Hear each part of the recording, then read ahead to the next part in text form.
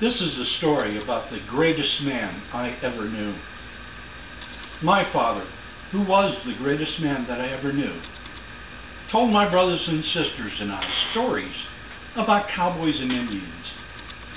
The adventures were so wonderful that many years later, when I was an adult, I asked him to tell me one of those stories so that I could share it with my children. He told me that he didn't recall exactly what story or stories I remembered. So I told him there were stories about cowboys and Indians and the adventures that they had, and how he told us how they prepared flaming arrow meat on the fire. I additionally told him that he showed us how to cook it using bologna, slicing it so it would stay together but have it come out like arrowheads.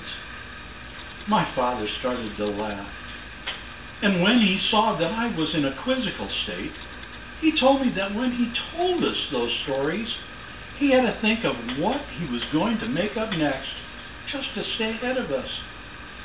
The stories that we grew up with were all just made up by a father who wanted to entertain his children. Did I mention that he was the greatest man that I ever knew? Well, one day when I was about 12, while riding with my dad in our 1953 Mercury, driving to the Papio Bowl in Papillion, Nebraska, we were cutting through Ralston, Nebraska, and came to some railroad tracks. Now, I don't know how this happened, but you know the rail guards that come down on both sides of the tracks? Well, they came down in back of us and in front of us, leaving the train that was coming straight at us. I think that that was the only time in my life that I ever saw fear in my father's eyes. Fear, yes, but panic, no.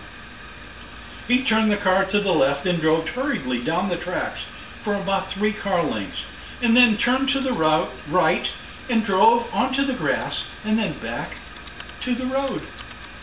We had survived and had an adventure to talk about. That is when my father started second-guessing himself and what he thought he should have done, so I could not have been in danger. All I thought about was he was showing how much he loved me and cared about my safety.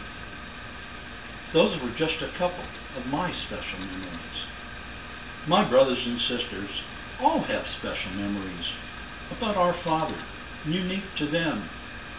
Did I mention he was the greatest man that I ever knew? Now, one other thing I have, and this was like a memory I had of my mother and her family, which was our family. And I call this Never Truly Die. His name was Everett, and his wife's name was Mabel. They had 4 children named Helen, Johnny, Eleanor, and Dorothy. I remember certain things about each of them. Everett, my grandfather, was an old man who had a leather chair where nobody else could sit. Mabel, my grandmother, made me eat peaches when I didn't want to, and then took them away as punishment. Helen, my mother, the sweetest soul, Johnny the barber, yelled at me when I wanted to charge a haircut. So I told him, "Thank you anyway," and I left. Johnny came over to the house to give me one because he felt so bad.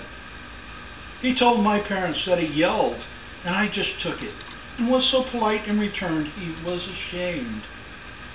Eleanor was my aunt, who moved far away, and I just remember that we visited at Christmas one time.